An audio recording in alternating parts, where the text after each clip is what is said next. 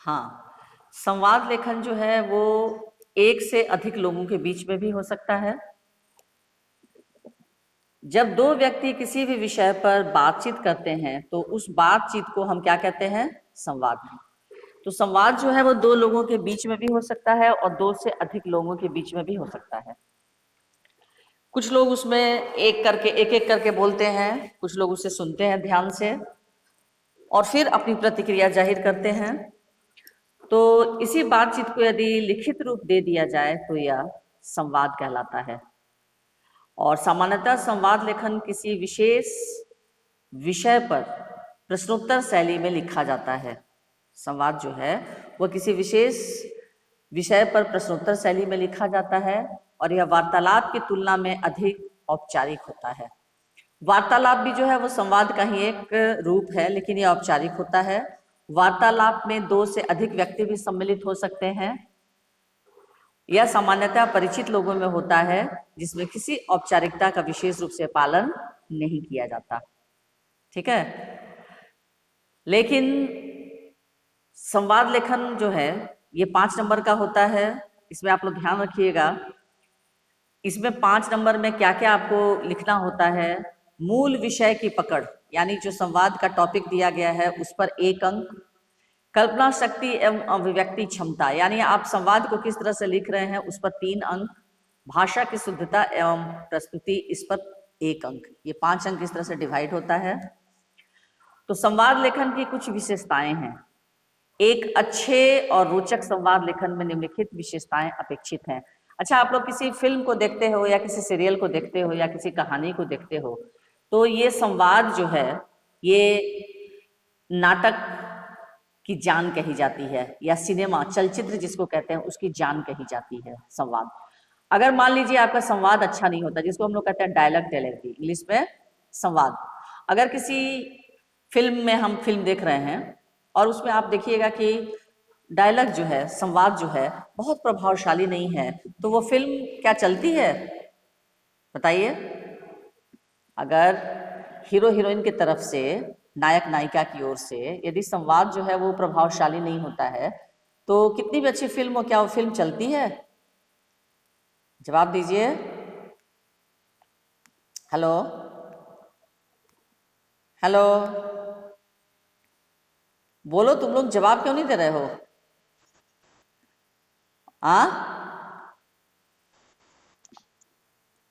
तो किसी भी फिल्म या किसी भी नाटक, जैसे नाटक की भी जान है संवाद, तो संवाद जो है ये दो लोगों के बीच में होता है और इसके लिए महत्वपूर्ण कुछ पॉइंट्स होते हैं, कुछ विशेषताएं हैं। संबोधन, संवाद लेखन में संबोधन का अत्यंत महत्वपूर्ण स्थान रहता है। यह संबोधन ही है जो संवाद की दिशा और दशा दोनों बदल देता है। उदाहरण के लिए हम अपने मित्र और सगे संबंधियों को बहुत प्यार से संबोधित करते हैं, किंतु हमें अपने शत्रु से भी प्यार भरे संबोधन के साथ बातचीत और संवाद का आरंभ करना चाहिए। यानी संवाद जो है वो हमारा प्रभावशाली तभी होगा जब उसमें कटुता नहीं रहेगी, कर्कशता नहीं रहेगी। यानी हमारे संवाद में, कहते हैं ना, कुछ लोग जब बात करते हैं तो लगता है कि शहद टपक रहा है। हम लोग कहते हैं ना कि उनकी वाणी में, उनकी बात करने का तरीका बहुत प्रभावशाली है, लग रहा है कि, है ना, लगता है कि शहद टपक रहा है, लग रहा है कि मुंह से फूल झड़ रहे हैं। तो इस तरह से संवाद जो है ये हम अपने मित्र के और सगे संबंधियों को बहुत प्यार से संबोधित करते हैं, लेकिन कहा जाता है कि संवाद की सबसे बड़ी विशेषता है संबोधन। यदि हमारा संबोधन, यानी हम किसी को गलत तरीके से बुलाते हैं तो वो संवाद में कुरूपता पैदा करती है, सौंदर्य प्रदान नहीं करता है। उसके बाद स्वाभाविकता, यानी बातचीत या संवाद में किसी भी प्रकार की बनावटीपन नहीं होना चाहिए। हमारा जो संवाद है वो स्वाभाविक होना चाहिए। स्वाभाविक यानी नेचुरल, किसी तरह का कोई आर्टिफिशियल नहीं होना चाहिए, बनावटीपन नहीं होना चाहिए। स्वाभाविक संवाद जो है अधिक प्रभावशाली होता है। सोच समझकर किए गए संवाद के स्थान पर दिल की आवाज को आधार बनाकर की गई बातचीत अधिक प्रभावशाली होती है। यानी हम किसी बात को सोच समझकर बोलते हैं और मन से जो बात बोलते हैं, दिल से जो बात बोलते हैं, बिना किसी कृत्रिमता, बिना किसी बनावटीपन के, वो संवाद अधिक प्रभावशाली होती है। उसके बाद अवसर के अनुकूल स्थान और अवसर, सबसे बड़ी बात है बच्चों, ध्यान रखिएगा इस बात को आप लोग। अवसर के अनुकूल स्थान और अवसर के अनुसार संवाद जो है वो होना चाहिए। मान लीजिए आप किसी शुभ कार्य में किसी के यहाँ गए हैं, शादी विवाह का समय है, और ऐसे समय में वहाँ आप स्थान को देखिए, किस स्थान पर आप गए हैं, शादी विवाह का घर है, अवसर शादी का है, तो आपका जो संवाद है वो शुभ और खुशी के माहौल के अनुसार ही होना चाहिए, न कि अशुभ और दुख। ये अशुभ और दुख, इन सारी चीजों का उस पर छाया भी नहीं पड़ना चाहिए, क्योंकि शादी ब्याह के समय में लोग हम शुभ कार्य करते हैं और मनाते हैं भगवान से कि उनका जो शादी ब्याह जो हो रहा है या शुभ कार्य जो हो रहा है वो निर्विघ्न संपन्न हो जाए। इसके लिए पूजा पाठ करते हैं, भगवान से उपासना करते हैं। लेकिन वहाँ जितने भी लोग रहते हैं, जितने भी सदस्य रहते हैं, उन सबका आपसी जो संवाद होगा वो आप देखेंगे आप लोग कि वो हंसी का माहौल रहेगा। वहाँ कोई दुख की बात नहीं करेगा, वहाँ कोई अशुभ बात नहीं करेगा।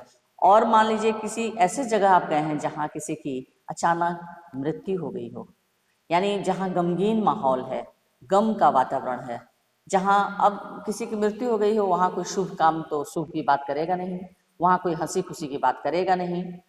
वहाँ जो व्यक्ति दुखी है, जिनके घर में मौत हुई है, उस समय का संवाद जो है दूसरी तरह का होगा। वहाँ लोग उनको माहौल को हल्का करने के लिए, माहौल जो गमगीन वातावरण रहेगा, उस दुखी व्यक्ति को दुख को कम करने के लिए लोग वहाँ अच्छे से बात करेंगे उनको, ताकि उनका जो गम है, उनका दुख जो है वो कम हो जाए। तो इस तरह से संवाद के लिए अवसर के अनुकूल स्थान और अवसर का ध्यान रखना चाहिए। अब जैसे विवाह और मृत्यु दोनों विपरीत परिस्थितियां हैं, तो दोनों में संवाद का बिल्कुल अलग अलग भाव प्रस्तुत किया जाना आवश्यक है। उसके बाद शैली, संवाद लेखन की शैली प्रभावशाली, स्वाभाविक और सहज होनी चाहिए। संवाद को सीधी तरह से प्रस्तुत किया जाना चाहिए, यानी संवाद को कभी भी घुमा फिरा कर नहीं प्रस्तुत कर किया जाता है, क्योंकि घुमा फिरा कर प्रस्तुत किया गया संवाद कभी भी प्रभावशाली नहीं होता है। बात आ रही समझ में? तो संवाद लेखन के लिए महत्वपूर्ण तथ्य, आप लोग अगर मौजूद हैं तो उधर से कुछ आवाज दीजिए। आप लोग की आवाज नहीं सुनाई दे रही है। सभी बच्चे हो या चले गए हो? हाँ, तो बीच बीच में बोलते रहो कि हाँ सुनाई पड़ रही है। संवाद लेखन के लिए महत्वपूर्ण तथ्य, कौन कौन से तथ्य हैं संवाद लेखन के लिए? तो पहला तो तथ्य है कि संवाद लेखन की भाषा सरल तथा संक्षिप्त लेकिन कलात्मक होनी चाहिए। कलात्मक यानी आर्टिस्टिक वे में लिखी होनी चाहिए, एकदम बिल्कुल सपाट नहीं। अच्छा, क्लास 8 तक आप लोग इस चीज को पढ़े हैं? संवाद क्लास 8 में था ना सिलेबस में? हेलो, क्लास 8 में सिलेबस में था संवाद? हाँ, तो संवाद को बिल्कुल सपाट लहजे में नहीं लिखी जानी चाहिए, या ये भी नहीं होना चाहिए कहो मित्र कैसे हो, बहुत दिनों बाद दिखाई पड़ रहे हो, कहाँ जा रहे हो, इस तरह की बातों को नहीं लिखना चाहिए। संवाद में नहीं आते हैं बच्चों। संवाद में सीधे जो आपको टॉपिक दिया हुआ है उससे संबंधित आपकी जो बात है उस पर होनी चाहिए। कहो मित्र कहाँ जा रहे हो, बहुत दिनों बाद दिखाई दिए, मैं तो बाजार जा रहा हूँ, चलो मैं भी तुम्हारे साथ चलता हूँ। इस तरह से उटपटांग बातें नहीं लिखनी चाहिए, क्योंकि इससे संवाद जो है वो प्रभावशाली नहीं होता है और जो मूल तथ्य है वो छूट जाता है। इसीलिए संवाद लेखन की भाषा सरल तथा संक्षिप्त लेकिन कलात्मक होनी चाहिए।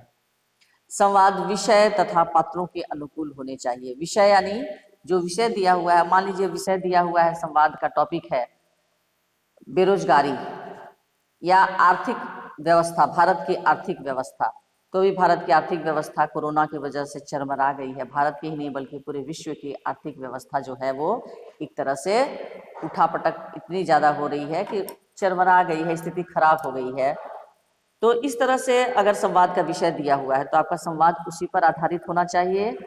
उसके बाद मान लीजिए यदि दो किसानों के बीच संवाद का टॉपिक दिया गया है कि सूखा पड़ने के कारण इस बार की फसल अच्छी नहीं हुई और इससे परेशान आपस में दो किसान किसानों की बातचीत को आप लिखें। अब वो दो किसान, सबसे बड़ी बात है बच्चों संवाद के लिए आपको खुद जो संवाद लिखने वाला व्यक्ति है उसको उस पात्र की भूमिका का निर्वहन करना पड़ता है, यानी अपने आप को उस पात्र को मानना पड़ता है।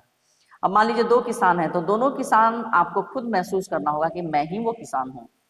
दो किसान की भूमिका आप एक पात्र को निभानी पड़ती है और वो बात को लिखना पड़ता है, समझना पड़ता है कि मान लीजिए पहला किसान कह रहा है कि इस बार तो लगता है कि भगवान भी हम किसानों से नाराज हो गया है। तो दूसरा किसान कह रहा है कि हाँ भैया ठीक कह रहे हो। और यहाँ पर जैसा है कि संवाद विषय और पात्रों के अनुकूल होने चाहिए, यानी पात्र आपका जो किसान है, जो पात्र जो संवाद बोलने वाला व्यक्ति है, अगर वो ग्रामीण परिवेश का है तो उसकी भाषा उसी अनुसार होनी चाहिए, न कि वो शहरी। अब वो किसान जो है उसके बाद किसान की जो पात्र है उसकी वेशभूषा के साथ साथ उसकी मानसिकता, कितना पढ़ा लिखा है, किस परिवेश का रहने वाला व्यक्ति है। देखिए किसान है तो उसकी किसान किस तरह से बात कर सकता है, किसान तो फराटेदार अंग्रेजी में बात करेगा नहीं। तो सीधा साधा शब्दों में उसको आपको वर्णन करना होगा कि हाँ भैया बात तो तुम ठीक कह रहे हो, इस बार फसल नहीं होने से हम किस तरह से अपने बच्चों का पेट भरेंगे और अपना पेट भरेंगे समझ ही में नहीं आ रहा है। दूसरा किसान इससे संबंधित बोलेगा कि हम लोगों को सरकार के पास अपनी समस्या को लेकर जाना चाहिए, शायद कुछ फायदा हो। तो पहला किसान बोलता है कि हाँ पहले हम अपने गांव के मुखिया से चलो बात करते हैं, मुखिया साहब पढ़े लिखे हैं, शायद कुछ उपाय निकालें कि सरकार तक कैसे जाया जा सकता है, अपनी समस्या को कैसे हम रखेंगे।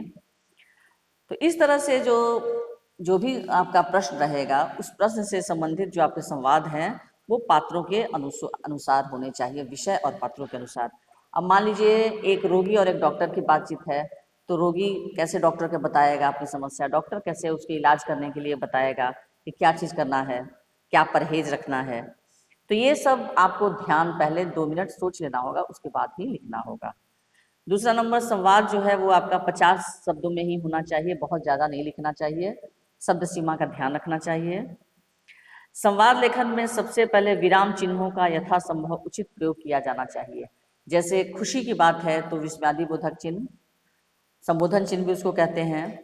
प्रश्न का यदि पूछ रहे हैं संवाद में प्रश्न तो प्रश्नवाचक चिन्ह, किसी का कथन है हूबहू अगर उसी तरह तो उसमें उदाहरण चिन्ह, एकल उदाहरण चिन्ह का प्रयोग करेंगे। तो इस तरह से संवाद जो है इसमें विराम चिन्हों का बहुत ही उचित प्रयोग होना चाहिए। संवाद प्राय प्रश्नोत्तर शैली में होता है, लेकिन कभी कभी आदेशात्मक शैली में भी होता है। संवाद जो है वो प्रश्नोत्तर शैली में, यानी लगेगा कि प्रश्न पूछ रहे हैं दूसरा उसका उत्तर दे रहा है, लेकिन कभी कभी आदेश के रूप में भी इसका प्रयोग होता है। प्रश्नोत्तर शैली के संवाद में जिस काल में प्रश्न होता है उसी काल में उत्तर दिया जाता है, यानी प्रश्नोत्तर शैली के संवाद में जिस काल में प्रश्न होता है उसका उत्तर भी उसी काल में। आदेशात्मक शैली में दिए जाने वाले उत्तर प्रायः भूतकाल अथवा वर्तमान काल में होते हैं, लेकिन आदेशात्मक शैली में जो भी संवाद दिए जाते हैं वह भूतकाल और वर्तमान काल में ही होते हैं। तो संवाद लेखन की विशेषताएं आप लोग लिखिए। कॉपी सब लोग लेकर बैठे हो? हेलो, सब लोग कॉपी लेकर बैठे हो या नहीं? हाँ चलिए, आज का डेट देते हुए लिखिए ऊपर में विषय संवाद लेखन। संवाद लिखकर हेडिंग दीजिए, उसके बाद जो मैं बोल रही हूँ उसको लिखिए। स्टार्ट करूं? हाँ हेलो, हाँ। जब दो व्यक्ति किसी विषय पर बातचीत करते हैं, जब दो व्यक्ति किसी विषय पर बातचीत करते हैं, कॉमा,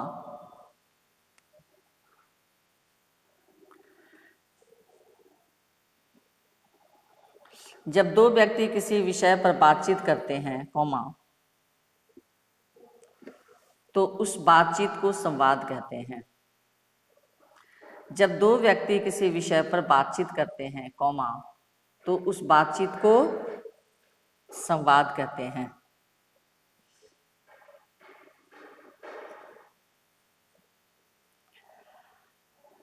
उस बातचीत को हम संवाद कहते हैं। लिखे लिखे तुम लोग? पूर्ण विराम। इसी बातचीत को यदि लिखित रूप दे दिया जाए, इसी बातचीत को यदि लिखित रूप दे दिया जाए, कॉमा, इसी बातचीत को यदि लिखित रूप दे दिया जाए, कॉमा, इसी बातचीत को यदि लिखित रूप दे दिया जाए, कॉमा, तो यह संवाद लेखन कहलाएगा। इसी बातचीत को यदि लिखित रूप दे दिया जाए, कॉमा, तो यह संवाद लेखन कहलाएगा। संवाद लेखन को सिंगल इन्वर्टेड कॉमा में, इसी बातचीत को यदि लिखित रूप दे दिया जाए, कॉमा, तो यह संवाद लेखन कहलाएगा। संवाद लेखन को सिंगल इन्वर्टेड कॉमा में लिखोगे, इसी बातचीत को यदि लिखित रूप दे दिया जाए, कॉमा, तो यह संवाद लेखन कहलाएगा। पूर्ण विराम। उसके बाद लिखिए, यहां तक हुआ सबका बच्चा? सभी बच्चों का हो गया? उसके बाद लिखिए, संवाद लेखन किसी विशेष विषय पर, संवाद लेखन किसी विशेष विषय पर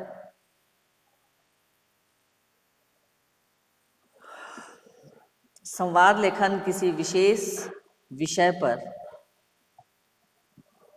प्रश्नोत्तर शैली में लिखा जाता है। संवाद लेखन किसी विशेष विषय पर प्रश्नोत्तर शैली में लिखा जाता है। पूर्ण विराम।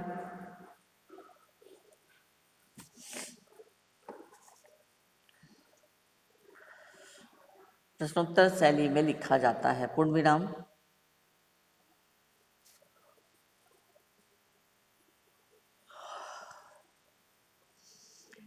यहां तक हुआ बच्चों?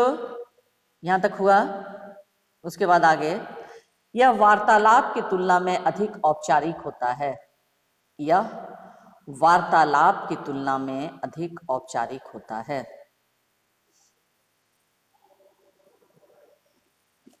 यह वार्तालाप की तुलना में अधिक औपचारिक होता है। वार्तालाप ने बातचीत, तो ये बातचीत की तुलना में अधिक औपचारिक होता है।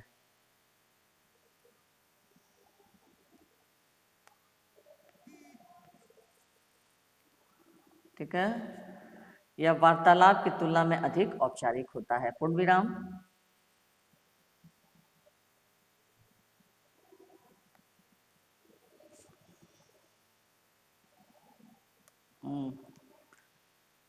संवाद लेखन की विशेषताएं।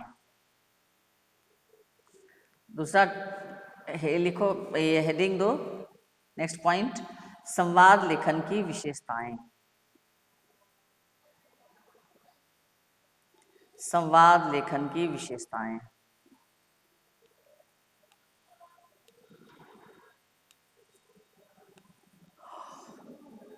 संवाद लेखन की विशेषताएं लिखो। पहला,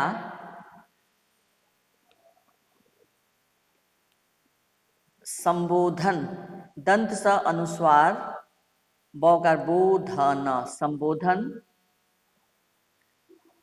संबोधन लेकर डैश दो, संबोधन। संबोधन का मतलब क्या होता है बताइए? संबोधन शब्द का क्या अर्थ होता है? बोलो जल्दी। हेलो, संबोधन का मतलब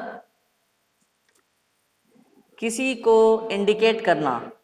जैसे बोलते हैं ना कि अरे बेटा, हाँ, हे भगवान, अरे माँ जी, ये क्या है? संबोधन ही तो है ना। यानी किसी को इंडिकेट करना, किसी को बुलाना, उसको कहते हैं संबोधन। तो संबोधन डैश दीजिए। संवाद लेखन में संबोधन का अत्यंत महत्वपूर्ण स्थान रहता है। संवाद लेखन में संबोधन का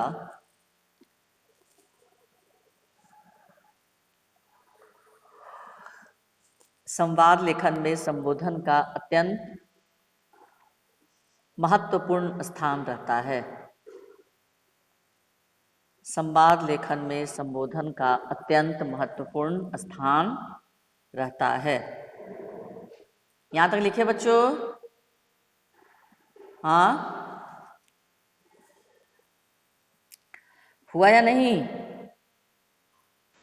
हाँ, यह संबोधन ही है, पूर्ण विराम के बाद यह संबोधन ही है, कॉमा, जो संवाद की दिशा और दशा दोनों बदल देता है। यह संबोधन ही है, कॉमा, यह संबोधन ही है, कॉमा, जो संवाद की दिशा और दशा, जो संवाद की दिशा और दशा दोनों बदल देता है।